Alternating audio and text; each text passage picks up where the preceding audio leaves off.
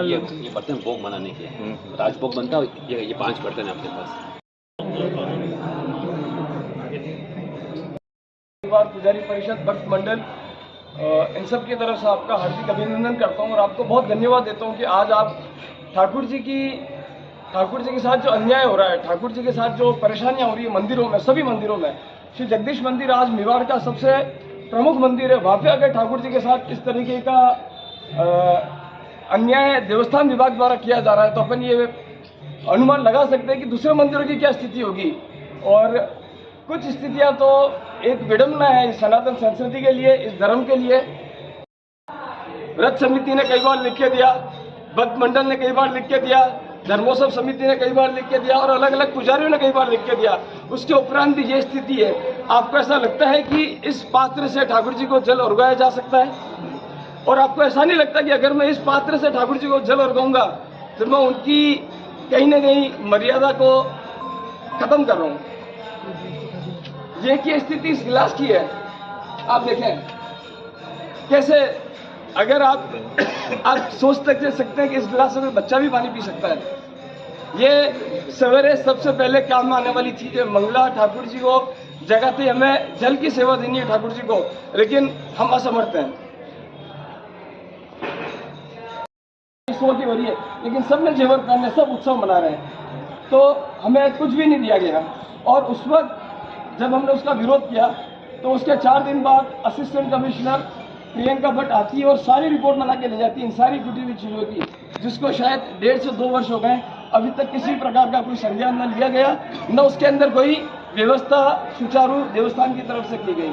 ये अभी दिन की सारी दिनचर्या बाकी है ठाकुर जी की। एमसील लगा ली है, ये शंक की स्थिति है।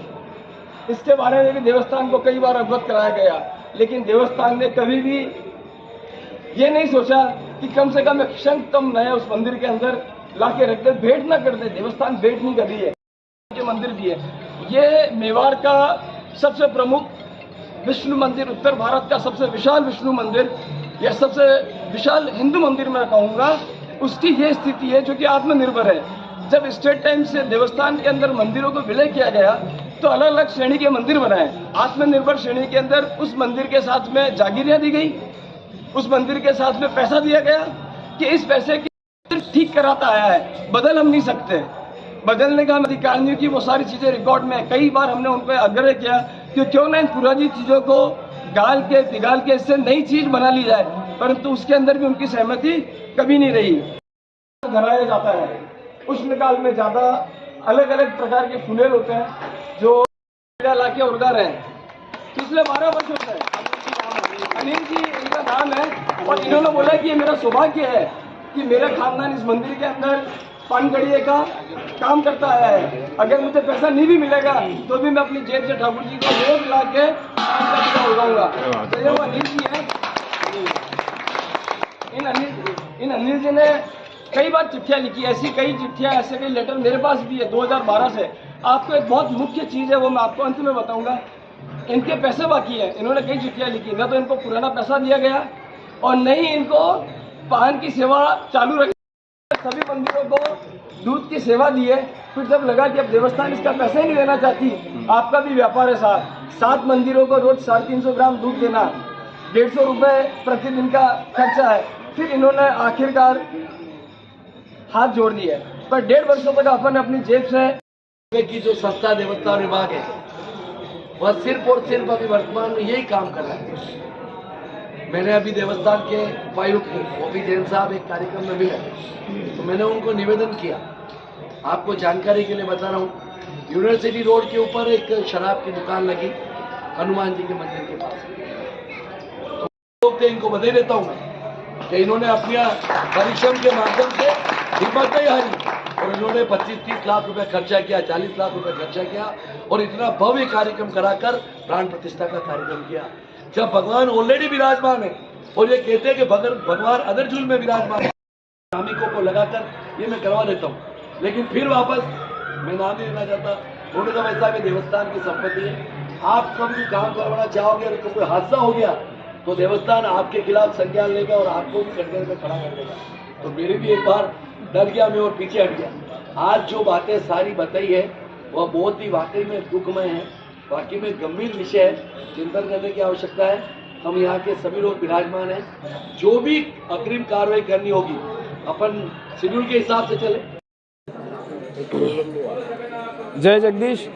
मेवाड़ की इस पावन धरा में श्री जगदीश मंदिर से मैं हेमेंद्र पुजारी, श्री जगदीश मंदिर पुजारी परिषद एवं पुजारी परिवार की तरफ से आप सभी धर्मावलंबियों, सनातन धर्मियों को मैं ये चीज़ कहना चाहता हूँ कि आज जो हमारे मंदिर की दुर्दशा है, जगदीश मंदिर जैसे जो उत्तर भारत का सबसे विशाल हिंदू मंदिर है, जो मेवाड़ का प्रमुख विष्णु मंदिर है, जहाँ पे लाखों भक्त हैं, बड़े बड़े उत्सवों पे लाखों भक्त अपनी हाजिरी दर्ज कराते हैं, इस मंदिर की अगर मैं आपको आज व्यथा गाऊँ तो शायद आप सब रो पड़ेंगे, आपकी आत्मा दर्द से कहरा उठेगी। आज इस श्री मंदिर के अंदर पिछले 30 वर्षों से ज़्यादा से देवस्थान भगवान के साथ अत्याचार शब्द उचित रहेगा, अत्याचार करती आ रही है। सवेरे ठाकुर जी की सेवा प्रणाली के अंदर, नित्य कर्मों के अंदर जो आने वाली चीज़ें वो तक गायब है या टूटी हुई है। आज सवेरे जब हम मंगला आरती करते हैं तो न तो मेरे पास आरती है, जो आरती है वो स्थिति के अंदर है कि शायद उससे आरती नहीं की जा सकती, न मेरे पास आरती है, न मेरे पास घंटी है, न मेरे पास शंख है, जो भी है वो जीर्ण शीर्ण अवस्था के अंदर है। और न ही आरती के दौरान बजने वाला घंटा सही है, वो भी टूटा हुआ और फूटा हुआ घंटा है। आज ये सारी व्यवस्थाएं पुजारी एवं मंदिर के अंदर आने वाले भक्त अपने स्तर पर करते आ रहे हैं। आज जब मंदिर के अंदर आप दर्शन करते हैं, ठाकुर जी के श्रृंगारी दर्शन करते हैं, वो सारा श्रृंगार पुजारी अपने घर से लेकर आता है, जबकि इस मंदिर के अंदर सारे ऋतुओं की, सारे उत्सवों की, पोशाकों की और जेवरों की सब व्यवस्था महाराओं द्वारा की गई, परंतु देवस्थान उन पर कुंडली मार के बैठा हुआ है। धीरे धीरे सारे जेवर टूटते गए और देवस्थान उन जेवरों को डबल लॉक में रखती गई।